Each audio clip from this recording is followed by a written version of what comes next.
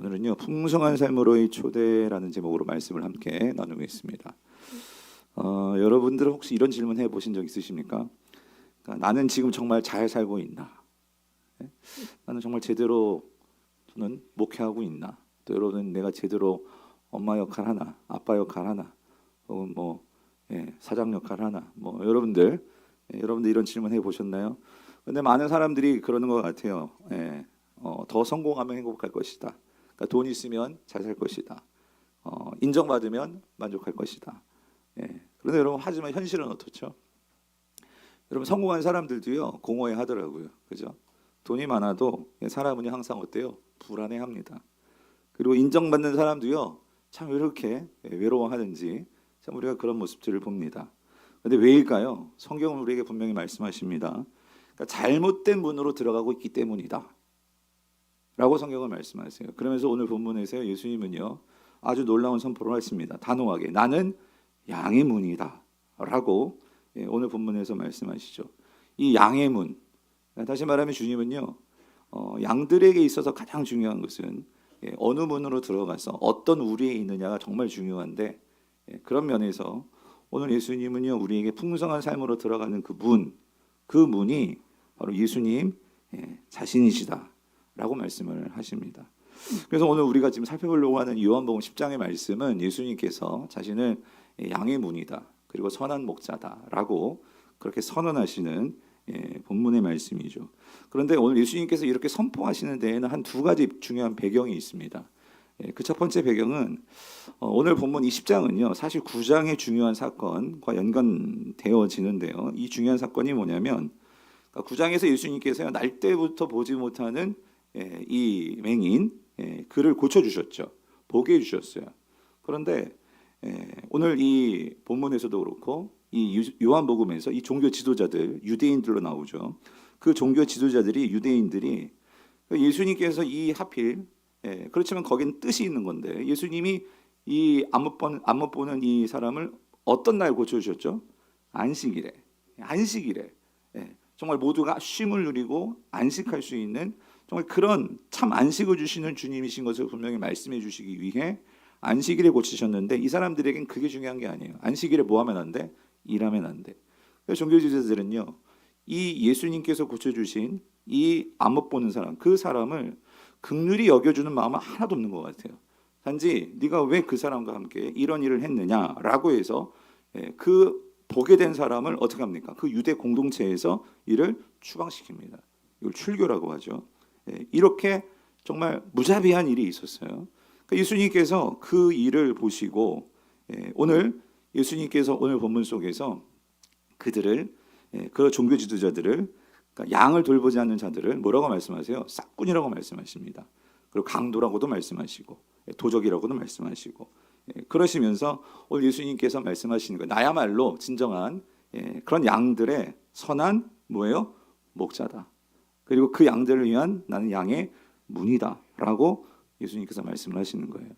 그 두 번째로 중요한 배경이 있는데, 예수님은요 왜 이 상황 속에서 자신을 양의 문, 또 목자라고 비유하셨을까? 이것은 구약의 중요한 말씀을 성취하시는 분으로서 예수님은 자신을 밝히시는 거죠. 예수님은요 에스겔 34장에 나오는 이 말씀을 성취하시는 분이셨습니다.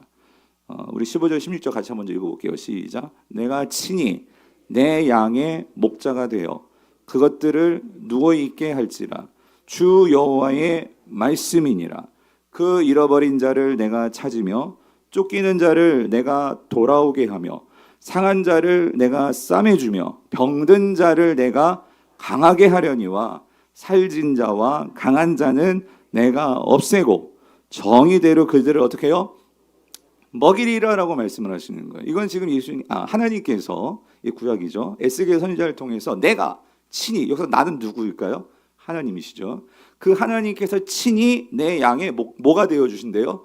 목자가 되어주겠다. 그래서 병든 자들, 쫓기는 자들, 잃어버린 자들을, 상한 자들을 내가 고쳐주고 치유해주고 강하게 해주고 그들을 돌봐줄 거다.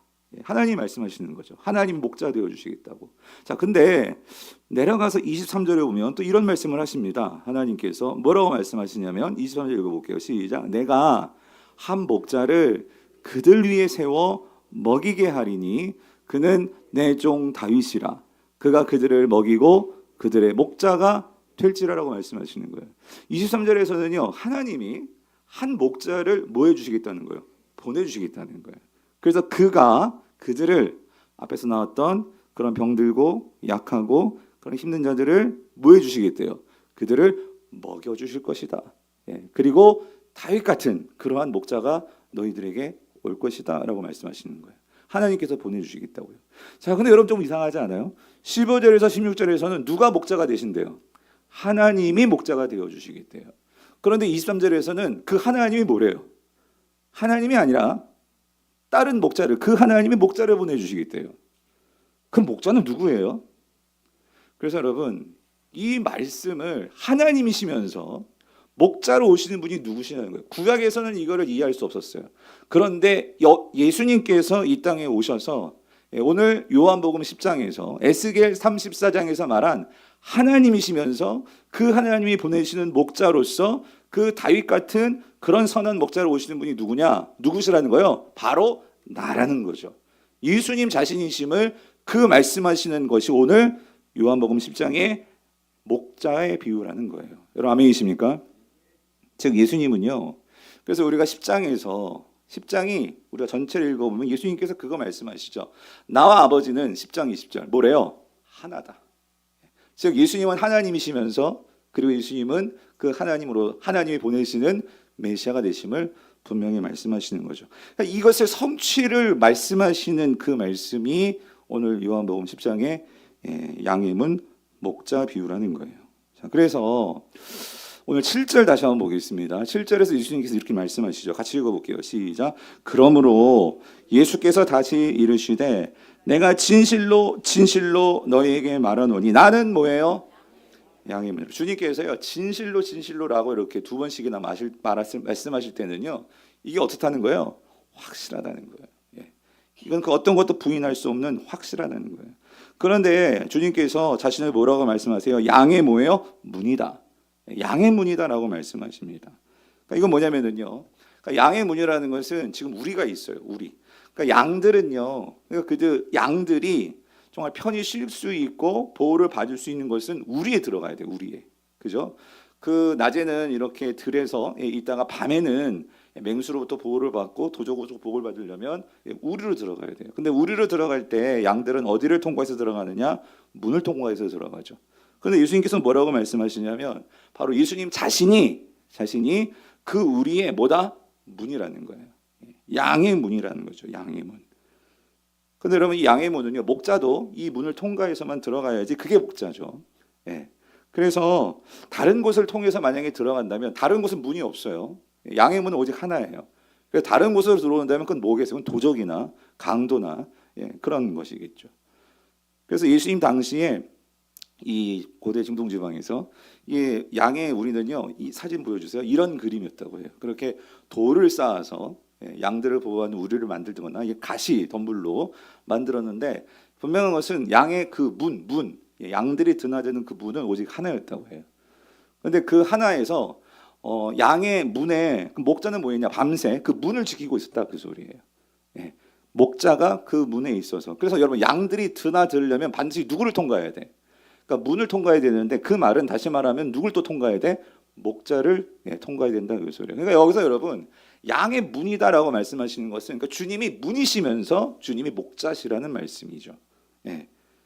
그래서 주님은요 이 양들을 지키는 문인데 근데 오늘 보면 1절과 8절을 보면 이런 말씀하십니다. 이 양의 문이 아니라 잘못된 방법으로 이 양의 우리에 들어오려고 하는 자들이 있었다 그 소리예요. 그래서 1절을 보면 같이 읽어봅시다. 시작. 내가 진실로 너희에게 이르노니 문을 통하여 양의 우리에 들어가지 아니하고 다른 데로 넘어가는 자는 뭐래요? 다 절도고 강도다라고 말씀을 하십니다. 그리고 8절에서 이렇게 말씀하셔요. 나보다 먼저 오는 자도 뭐예요? 다 절도요 강도다라고 말씀을 하십니다. 그래서 여러분 여기서 말씀하시는 예수님이 말씀하시는 절도와 강도는 누구일까요? 1차적으로는 예수님 당신이 이게 누구라는 거예요? 종교 지도자들, 특별히 바리새인들, 대제사장들, 서기관들, 그죠? 이들은 하나님의 양들을요 자기 마음대로 그들을 보호하고 그들을 감싸는 것이 아니라 자신들의 기득권을 이루기 위해서는 그들을 어떻게 해요? 내몰기도 하고 굴림하기도 하고 그렇게 이용하기도 하고 그랬던 자들이 바로 강도고 절도인데 바로 바리새인들과 서기관들이 그렇다는 거죠. 근데 이걸 조금 더 확대해 보면 오늘 우리에게 적용해 보면 여러분 절도와 강도는 누구일까요? 그러니까 다른 문으로 들어오는 자들이라는 거예요. 다른 문으로 들어온다.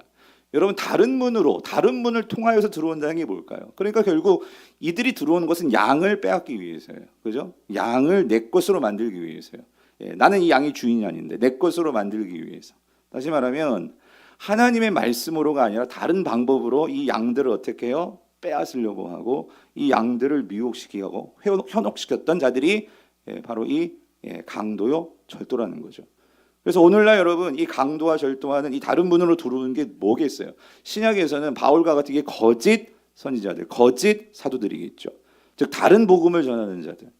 여러분 오늘날 이 시대에도 예수님 당시에도 다른 복음은 뭐예요? 그러니까 로마를 때려잡고 그래서 새로운 나라를 만드는 그런 메시아, 이게 다른 복음이죠.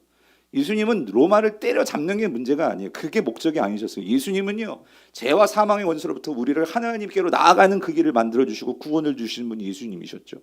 그런데 오늘날에도 마찬가지예요. 오늘날에도 주님은요 우리를 가장 좋은 하나님의 길로 인도해 주려고 하는데도 우리의 생각과 마음과 모든 것들을 다른 길로 인도하는 이 세상의 강도와 절도들이 있다는 거죠.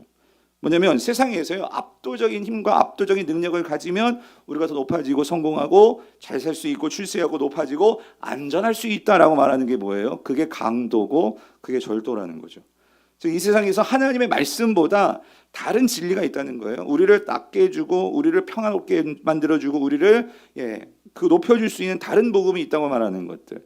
인간의 탐욕과 우리의 쾌락과 허세와 이 모든 것들로 마음을 사로잡는 그런 다른 복음들. 주님께서요 우리에게 분명히 말씀하세요. 그거 문으로 들어오는 거 아니래요. 양으로 문으로 들어오는 게 아니라는 거예요. 그래서 주님께서 분명히 말씀하시는 거예요. 오늘 우리가 진짜 그 양의 우리로 들어가려면 그 문으로 들어가서는 안 된다는 그 소리예요.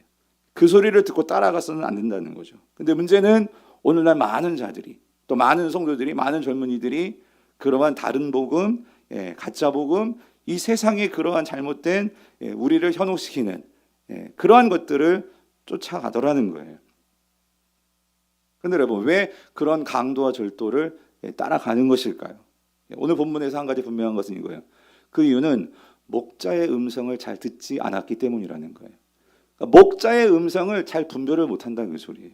그러니까 목자의 음성이 뭔지를 잘 모르니까 쉽게 넘어가더라는 거예요. 그래서 오늘 본문 8절에 보면은요. 8절에서 이렇게 말씀하시죠. 나보다 먼저 온 자가 다 절도고 강도인데 양들이 뭐 한대요? 듣지 아니한다 그 소리예요. 그러니까 양들이 목자의 음성을 잘 듣고 익숙한 양들은요. 그러한 다른 복음, 다른 소리 따라가요? 안 따라간다 그 소리예요. 근데 문제는 뭐냐면 오늘 이 양들이 그 주님의 음성을 잘 모르니까 그걸 잘 분별하지 못하고 그 주님의 음성에 길들여져 있지 않고 하다 보니까 어떤 순간에는요 헷갈려해요. 그래서 그걸 어떻게 해요? 그냥 따라가더라 그 소리예요. 근데 문제는 뭐냐면 그렇게 해서는요 양의 우리에 들어갈 수 없다라는 거예요. 여러분 왜 예수님께서 성도들을 양으로 비유하셨을까? 여러분 양은요 시력은 엉망이라고 해요. 좋지 않다고 해요. 근데 뭐가 좋으냐면 청각이 좋대요. 청각은요 주인이 그러니까 나를 다스리는 목자가 누구인지 정확하게 목자 나를 인도하는 목자의 목소리를 잘 분별한대요. 그런데 이렇게 이 양들이 목자의 소리를 잘 분별하는 데는요 오랜 시간 그 양이 목자와 함께하기 때문이라는 거예요. 그러니까 양과 목자의 가장 중요한 것은 이 친밀함입니다. 친밀함, 익숙함이 있어야 한다는 거예요. 그러니까 주님의 음성을 잘 분별하려면 그러니까 주님의 음성의 분명한 기준점을 알고 그 음성이 내게 분명히 어떻게 해요? 기억되어 있어야 된다는 소리예요. 근데 문제는 이것이 한때 그렇게 주님의 목소리를 잘 기억하다가도 우리가 간혹 그런 목소리를 잃어버리고 잊어버리고 하다 보면 결국 우리는요 어떤 순간에 그 목자의 목소리가 아닌 다른 목소리에 우리가 정말로 그거를 분별하지 못하고 따라가고 또 거기에 취하다 보면 거기에 머무르게 되고 그런데 문제는 그게 우리가 아닌 양의 우리가 아닌 다른 곳에 머무르다가 결국 생명을 잃게 되는 경우가 있더라는 거죠. 지난주에 우리가 사사기 같이 우리 성도님들하고 읽었거든요. 여러분 사사기에서 마지막 결론이 뭡니까? 21장 25절 잘 아시죠? 그때 뭐가 없어요? 왕이 없으므로 사람이 각기 자기의 소견에 어떻게 해요? 옳은 대로 어떻게 해요? 행하였다. 이게 사사기 결론이에요. 각자 자기의 소견에 옳은 대로. 이 말은 근데 뭐가 없어서? 왕이 없어서.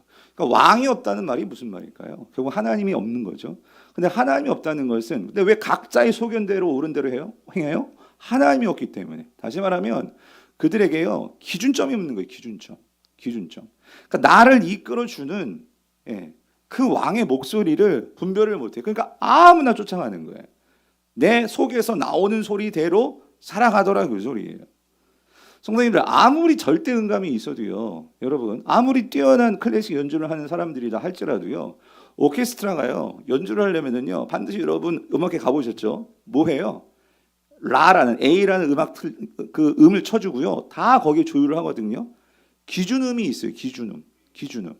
우리가요 하나님의 분명한 기준음, 예수 그리스도의 기준음을 우리가 분명히 알아야지만 우리가 그 소리에 맞춰서 우리의 삶을 맞춰서 살아갈 때 여러분들이 이 세상에 어떤 소리가 와도 거기에 흔들리지 않을 수 있는데 기준음이 잘못 잡히면은요 소리가요 다 높낮이가 달라지는 거예요.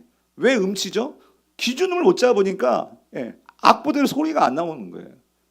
마찬가지예요. 사랑하는 성도님들, 왜 우리가 주님의 음성을 분별하지 못할까? 여러분 삶에 기준음이 분명히 있어야 되는데 이 기준음이 없다 보니까 아무나 쫓아간다 이거죠.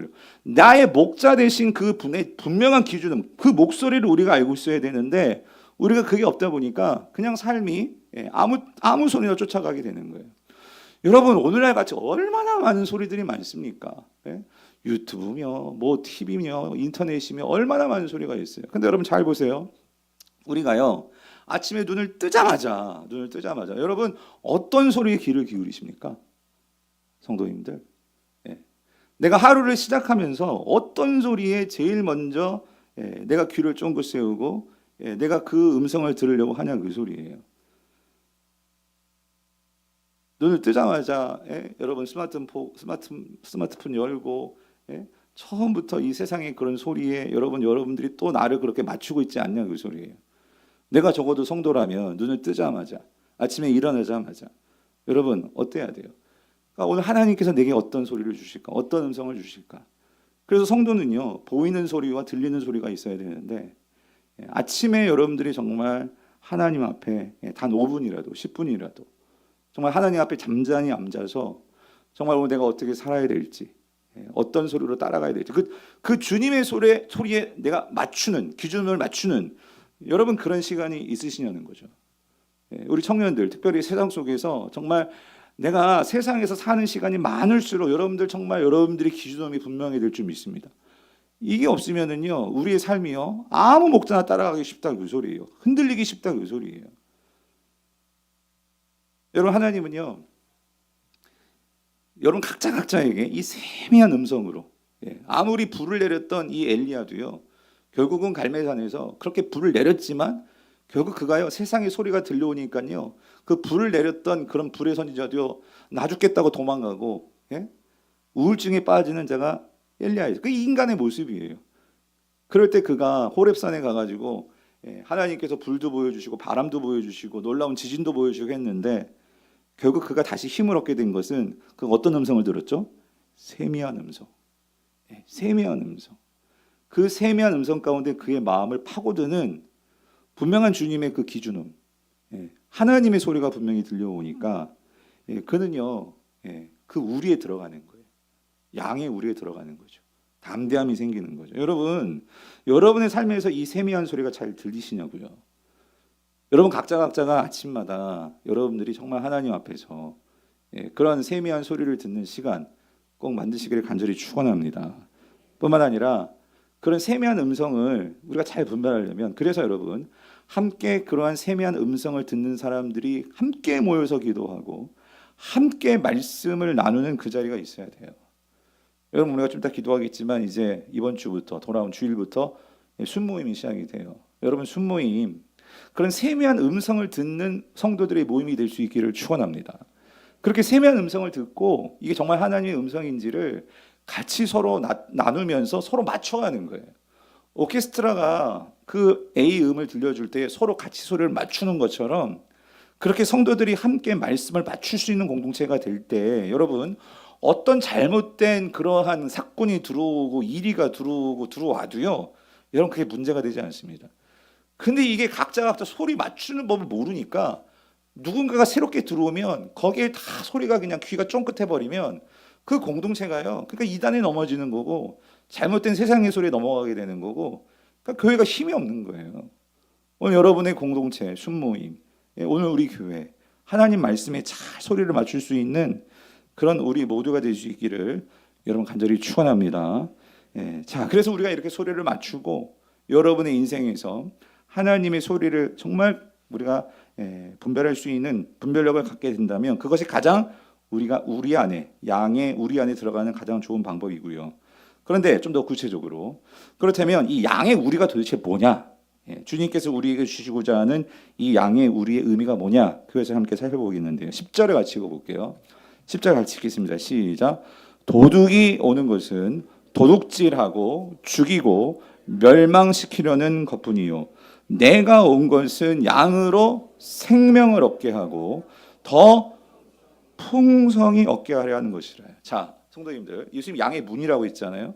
그러니까 양의 문을 통과해 들어가면 그 양의 우리는요, 우리에게 뭘 주느냐? 생명을 준다 그 소리예요. 생명을 얻게 된다 그 소리입니다.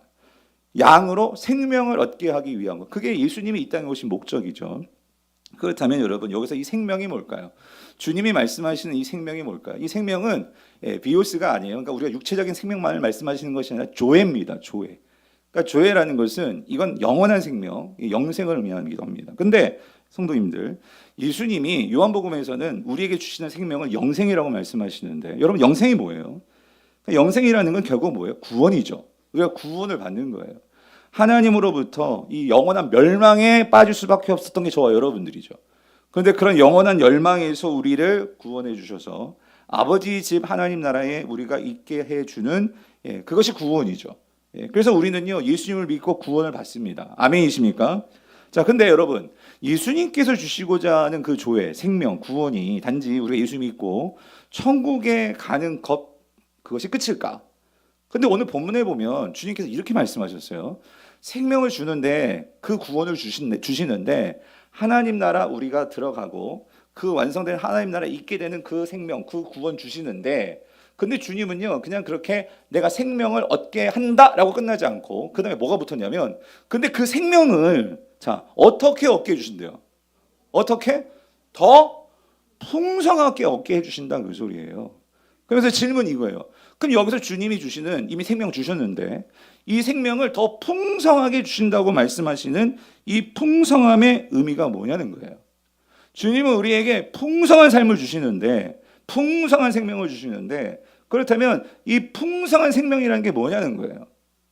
사랑하는 성도님들, 우리 교회가 풍성한 삶의 초대, 첫걸음, 기초, 제자훈련을 하는 교회입니다.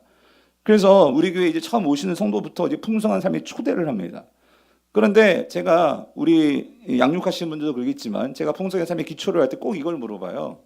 우리 집사님 풍성한 삶을 살기를 원하세요? 원하시는데 그러면 여러분들 우리가 풍성하다는 소리를 들을 때 풍성한 삶 이런 얘기를 들으면 풍성하다고 할 때 어떤 느낌 어떤 풍성함을 어떻게 여러분 그리십니까? 뭐가 풍성해지셨으면 좋겠어요? 뭐가 풍성한 삶이에요? 세상 사람은요 백발백중 풍성하다고 하면은요 뭔가 뭐예요? 물질적인 풍요로움. 여러분 그러니까 예수 믿고 내가 복 받고 그래서 내가 뭔가 이렇게 여유가 있고 뭔가 물질적으로 풍성해지는 한마디로 부자 되는 그런 걸 쉽게 이해해요. 그렇게 많이 생각들을 하시는데 여러분 예수님께서 여기서요 생명을 주시는데 근데 이미 우리 집에 생명이 있어요. 또 세상 사람들이 이렇게 말합니다. 풍성한 생명을 주신대요. 그러면 아니 이미 내가 살아있는데 생명이 있는데 무슨 생명, 무슨 풍성한 생명이 더 있습니까? 이렇게 묻는단 말이에요. 그럼 여러분 주님께서 말씀하시는 이 풍성한 생명이라는 게 뭐냐는 거예요. 여러분 뭐죠? 뭘까요? 뭘 더 풍성히 얻는다는 거예요. 그래서 여러분 예수님이 말씀하시는 것은 여러분 분명한 것은 아무리 성경을 봐도요 우리는 예수 믿고 천국 가는 것만이 풍성한 삶이 아닌 것 같아요. 더 있대요. 더 우리가 지금 죽어도 천국 가는 줄 믿습니다. 아멘. 여러분 이게 얼마나 큰 풍성한 은혜예요. 세상 사람들은 그건 누릴 수도 없는데 그래서 우리는 죽음을 두려워하지 않죠. 죽음을 통해 넘어서 하나님께서 우리를 그 영원한 집으로 인도해 주시는 우리의 목자가 되시는 주님이 계시기에 우리는요 풍성한 거예요. 아멘이십니까? 그런데 그 풍성함이 그러면 그렇게만 생각하면 이 풍성함은요 지금 나의 현재와는 상관이 없죠. 그 풍성함은 언제와 연관이 있는 거예요? 미래예요. 죽고 나서예요. 그런데 주님이 말씀하시는 여기서 풍성이 얻게 하려 한다는 것은 지금입니다. 지금 이 현재. 그럼 주님이 말씀하시는 이 풍성함이라는 건 뭘까요? 그래서 여러분 여기서 영생이라는 걸 정확히 이해하셔야 되는데 영생은 계속 말씀드리죠. 성경이 말씀하시는 영생이 뭐예요? 영생은요 그냥 시간적으로 영원히 사는 게 영생이 아니고 그럼 영생이 뭐예요? 하나님과의 관계가 회복이 되는 거예요. 내가 지금부터 내가 예수를 믿으면 하나님과의 그 관계가 지금부터 이전과는 다른 관계가 회복이 되는 거잖아요. 아멘이십니까? 즉 다시 말하면 여러분 나는 구제불능이에요. 나는요 내 힘으로 살아갈 수가 없어요. 나는 연약해요. 내가 지금 병들었습니까? 내가 무슨 사회 망했습니까? 내가 실패했습니까? 여러분 그게 우리의 실존이에요. 아니면 내가 좀 잘났어요? 좀 잘 살고 있어요? 그런데 여러분 중요한 건 이거예요. 내가 어떻든지 간에 내가 하나님과의 관계가 없다면 그것은요 일시적인 거고 어떻게 될지 몰라요. 근데 우리 삶 속에서요 가장 나의 삶에 가장 우리가 우리 안에 있는 그러니까 나의 삶에서 가장 우리의 삶을 평안하게 만들어주는 그 관계는 어떤 관계일까요? 어떤 관계 안에 우리가 있을 때 가장 우리가 근원적인 평안과 안식을 누릴 수 있을까요? 여러분 누구와의 관계일까요? 하나님과의 관계인 줄 믿습니다. 하나님과의 관계가 있을 때 아무리 내가 못났고 내가 아무리 지금 힘든 상황이 있고 내가 아무리 지금 세상적으로 볼 때는요 구제불능이고 살아남을 수도 없고 어떤 상황이든지 간에 그거는 세상에 보는 관계고요. 세상의 싹군들이 나를 그렇게 보면은요 나는 별로 도움도 안 되고 나는 별로 필요도 없는 그런 존재일 거예요. 그런데 하나님과의 관계 안에서 내가 있다면 내가 그것을 분명히 믿는다면 여러분 분명한 사실은 이겁니다. 하나님 관계가 회복된 사람들은요 그리고 하나님과의 관계 안에서 지금 그 하나님 관계 안에서 풍성함을 누리는 사람은요 지금 미래 말고 지금 그 풍성한 삶을 누리는 사람은요 나 자신에 대한 가치가 달라져요. 그러니까 나 자신을 받아들인 태도가 달라져요. 다시 말하면 하나님과 관계가 분명함을 우리가 잊고 살 수가 있어요. 성도들도. 그런데 그렇게 하나님과의 관계를 잊어버리면 여러분 우리는 백발백중 어떻게 되냐면요. 우리는요 자꾸만 하나님과의 관계가 없다 보니까 나를 인식하고 나를 알기 위해서는요. 우리는 뭔가 비교할 수밖에 없어요. 비교를 통해서 나라는 존재를 내가 인식하게 되는 거예요. 근데 문제는 뭐냐면 우리는요 살아가면서 항상 세상과 나를 비교하는데 세상은요 우리를 어떻게 비교하도록 우리를 세뇌시키고 우리를 그렇게 세상의 방식으로 세상의 문으로 몰고 가냐면 세상에 나보다 잘났고 좋고 좋은 집에서 좋은 차 타고 좋은 학교 다니고 세상은요 어떻게 해서든지 그런 것들을 보여줌으로 인해서 나를 어떻게 하느냐 그렇게 나를 인도해 주는 것 같지만 또 그렇게 되기 위해서 우리가 정말 애를 쓰지만 여러분 그렇게 나를 거기에 길들이고 그 문으로 들어가려고 하면 들어갈수록 우리는 어떻게 되느냐? 비참해집니다. 왜? 나는 그 세상이 규정해 주는 내가 아니에요. 나는 그거와 똑같아질 수 없어요. 여러분 그런 얘기 많이 들어보셨죠? 성형 중독에 왜 빠지느냐? 안 고쳐도 예쁜데 조금 고치니까 예쁜 것 같긴 해. 그런데 그러면 사람들이 계속 그걸 가지고 예쁘다고 하고 여러분 예쁘다는 게요 얼마나 그 유행을 타고 그렇죠? 우리 몸이라는 게 또 가만 놔두면 다 퍼지잖아요. 나이가 들면 당연히 어떻게 퍼지잖아요. 나이가 들면 쭈글쭈글해지고요. 그럴 수밖에 없는 게 그게 사람이에요. 그런데 그거를 어떻게 해보겠다고 하다 보니까 계속해서 세상의 그러한 것들을 맞춰가지고 가려고 하다 보니 결국은 어떻게 되는 거예요? 완전 괴물이 되어버린 그런 사람들도 있잖아요.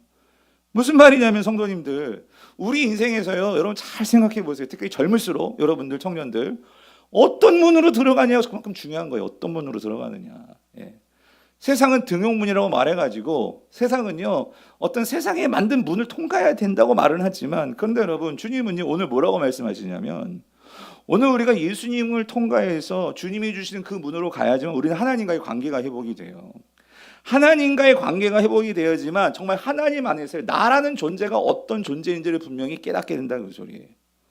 오늘 이 강북우리가 어떤 교회인지, 여러분이 어떤 존재인지를 분명히 아셔야지만 나는요 흔들리지가 않아요. 네. 내가 그것이 흔들리면 우리는요 인생이요 어때요? 우울해지는 거예요. 왜 우리 집은 이런지, 왜 내 남편은 이런지, 우리 집 애들은 왜 이런지, 뭐 하나부터 열까지 내 몸은 왜 이런지, 모든 게 뭐 어떻게 되는 거예요?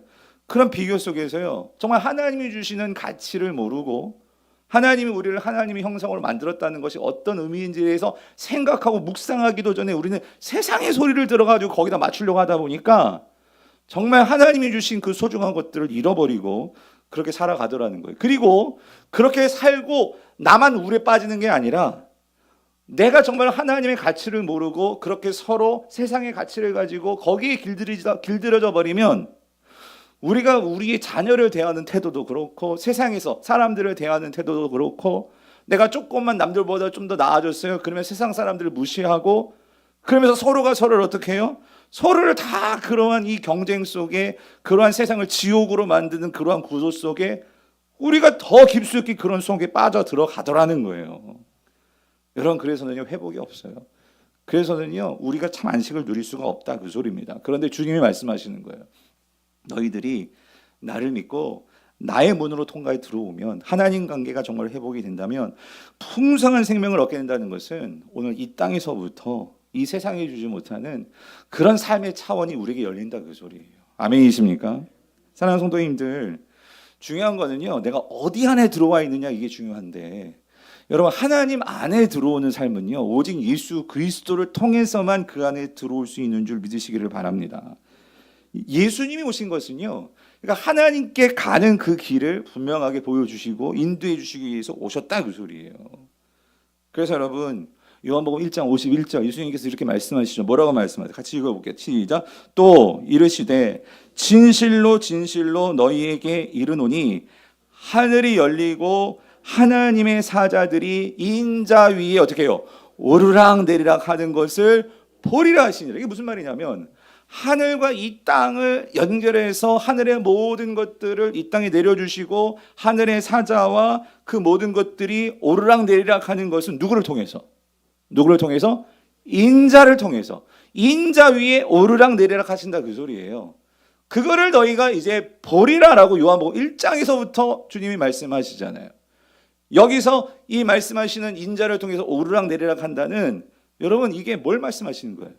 그 예수 그리스도가 십자가에 달리심으로 그 십자가를 통해 우리가 오르락 내리락 하는 하나님의 은혜와 축복을 누릴 수 있다 그 소리입니다. 아멘이십니까? 그럼 성도님들 기독교는요 기독교의 이 가장 중요한 핵심 중에 핵심은 십자가를 아는 거예요. 십자가. 이 십자가의 그 깊이와 넓이와 높이를 아는 것. 이거를 깨달았던 사람이 바울이기도 하고요. 오늘 요한도 그런 부분에서 예수 그리스도가 그 문이다 그 소리예요. 그 문. 축복으로 들어가는 문, 행복으로 들어가는 문, 진정한 진리로 들어가는 문, 그 문이 예수 그리스도시라는 거예요. 오늘 이 자리에 정말 더 풍성한 삶을 살기로 원하신다면 여러분 예수 없으면은요 풍성한 삶을 들어갈 수가 없다 그 소리예요. 오늘 이 현재부터 내가 어떤 상황이든지 그 예수 그리스도를 통해 들어가시면 분명한 것은 우리가 이해할 수 없는 상황인데도요 그 예수 그리스도를 통해서 풍성한 삶을 사는 사람들이 우리 주변에 많아요 사실 크리스찬들 중에서.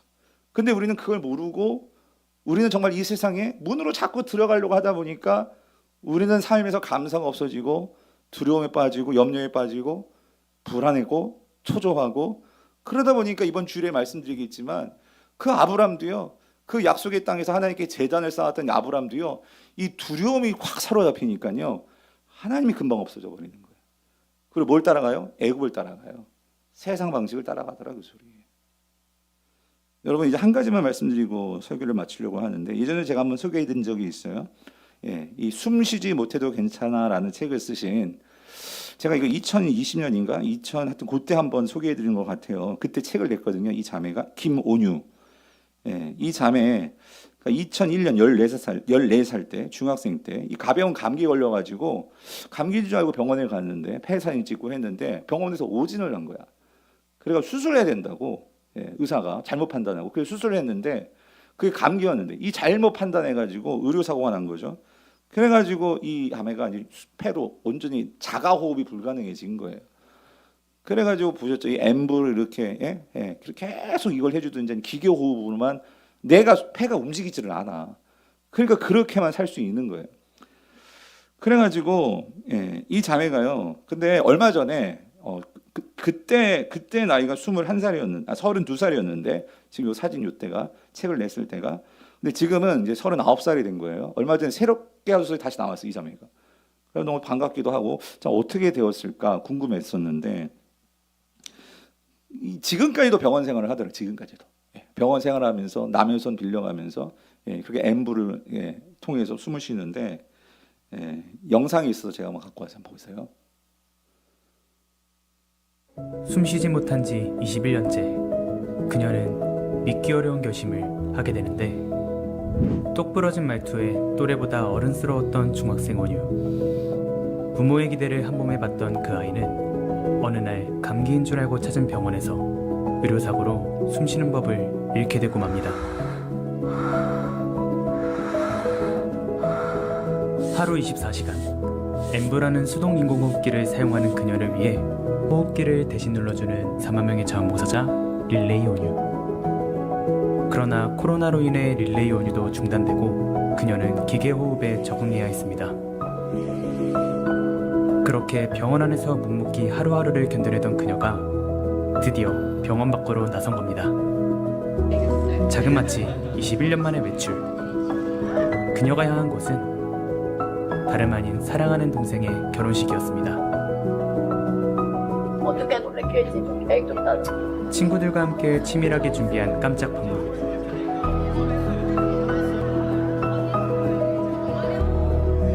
사랑하는 사람들과 함께라면 어디든 천국이었다고 말하는 그녀.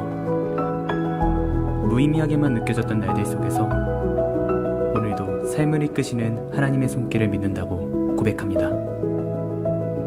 그녀의 책 제목처럼 숨쉬지 못해도 괜찮아. 그 숨을 함께 이어준 사람들이 있었기에 사랑하니까 그렇게. 그녀의 삶은 오늘도 기적을 만들어갑니다. 그러니까 이게 계속 이걸 누르고 있어야 되는 거예요, 여러분. 이게 쉽겠냐고. 1시간만 이걸 계속 이렇게 해도 손이 막 여러분 힘들지 않겠어요? 물론 이러면 계속 하니까 뭐 압력도 생기고 했겠지만, 근데 그러니까 코로나 이전에는 그러니까 이게 돌아가면서 사람들이 자원봉사자들이 생겨가지고 기계호흡을 하면 이게 묶여 있어야 되니까, 근데 엠브를 하면 좀 움직일 수도 있고 하니까 옆에서 사람들이 이렇게 눌러주는 그런 자원봉사자들을 통해 가지고 그렇게 했었는데 아까 나왔지만 코로나 때는 병원에 면회도 안 되니까 그때부터는 그냥 기계호흡만 그렇게 의지하며 살았다는 거죠. 이 자매가 쓴 책 제가 다시 한번 보면서 이런 내용이 있어요. 지난번에 한번 읽어드렸지만 한번 들어보세요. 처음 이곳에 왔을 때 병원이요. 모두 깜짝 놀랐다고 한다. 호흡조차 다른 이의 손에 맡겨야 할 만큼 연약한 환자이면서 어쩜 그렇게 강한 마음과 높은 자존감을 유지하고 있는지 궁금했다고 한다. 자존감. 어쩌면 이미 평범한 생활을 잃어버린 사람이 계속해서 평범하게 살아가고자 하는 것이 모두의 눈에는 그다지 평범해 보이지 않았을지도 모르겠다. 하지만 내가 그렇게 살아가려 하고 살 수 있는 이유는 결코 나의 강함 때문이 아니었다. 그저 두려워질 때마다 나와 함께 계시는 분의 말씀을 믿었기 때문이다. 그분이 자기의 형상을 본떠서 나를 만들었다고 말씀하셨기 때문에 나는 어떠한 실망스러운 순간에도 나 자신이 전능하신 그분을 쏙 빼닮은 무한한 존재임을 믿었다. 분명히 이 세상의 어떤 창조물보다 고귀한 존재라 하셨으니 현실이라고 불리는 주변의 환경 따위가 하나님의 형상으로 지어진 사람을 달리 정의할 수 없느니라고 굳게 믿었다는 거예요. 성도님들, 뭐가 풍성한 사람이 이 자매에게 만약에 뭐 돈을 많이 갖다 준다고, 이 자매에게 뭐 얼굴을 예쁘게 고쳐준다고, 이 자매에게 뭐 세상에 뭐 인기를 갖다 준다고 이 자매가 행복하겠어요? 근데 이 자매가 내가 평생 이거를 달고 이렇게 살아야 되는데도 불구하고 나에 대한 자존감이 있고 열등감이 없고 우울감에 빠지지 않고 살 수 있는 그 이유가 뭐라는 거예요? 하나님께서 나를 하나님 형상으로 만드셨다는 그 말씀에 그 유일한 문으로 들어가서 그 우리 안에 분명히 거하니까 이 자매가 거기에서요 뭐예요? 안식과 평안함을 누리더라는 거죠. 사랑하는 성도님들, 이게 정말 주님께서 주시고자 하는 양의 문이라는 거죠. 우리 삶 속에서요, 너무나 많은 분들에게 우리가 기웃기웃 하다 보니까 정말 주님은 이러한 삶의 평안을 주시고 안식을 주시고, 우리에게 정말 용기를 주시고, 이러한 은혜를 주시는데 우리는요, 그걸 누리지 못하는 거예요. 이런 자매들은 누리고 있는데, 때때로 누군가 나에게 행복하냐고 물으면 언제나 진심으로 행복하다고 말한다. 인생에서 가장 힘겨웠던 순간들은 언제나 가장 감격스러운 추억이 되었고, 앞으로도 인생의 모든 순간이 더욱 특별하게 느껴질 것인데 어찌 행복하지 않을 수 있겠는가. 그런데 사실은 꼭 죽을 고비를 넘기지 않고도 누구나 이런 특별한 기쁨을 누릴 수 있을 것이다. 아마 지금쯤이면 모두 느꼈으리라고 생각하지만 애초에 모든 인간은 하나님의 사랑 때문에 덤으로 숨을 쉬고 있기 때문이다. 그러니 우리의 인생은 모두 기적이고 이 사실을 잊진 않는 한 누구든지 덤으로 사는 인생의 행복을 누리는 것이라고 나는 생각한다. 성도님들, 참 우리는요, 이런 풍성한 삶이 우리에게 있는데도 우리가요, 정말 이러한 상황에 처하지 않으면 우리는 그걸 제대로 느끼지 못하는 것 같아요. 오늘 사랑하는 성도님들, 주님께서 말씀하셨습니다. 나는 너희들에게 풍성한 삶을 주기 위해서 이 땅에 오셨다는 거예요. 오늘 우리가 어떤 상황이 있든지, 그래서 오늘 이 밤에 우리는요, 그 주님이 주시는 문으로 들어가야 될 줄 믿습니다. 내가 다른 것이 아니라 주님 그 문으로 들어가 내가 주님이 주시는 이 풍성한 삶을, 이 풍성한 생명을 누리게 하여 주시옵소서. 그래서 오늘 여러분 9절 말씀 다시 한번 읽고 이 말씀 붙들고 기도할 건데요, 같이 읽어볼게요. 시작. 내가 문이니 누구든지 나로 말미암아 들어가면 구원을 받고 또는 들어가며 나오며 뭐예요? 꼴을 얻으리라. 이 생명의 꼴을 얻으시는 저 여러분 될 수 있기를 축원합니다. 우리 말씀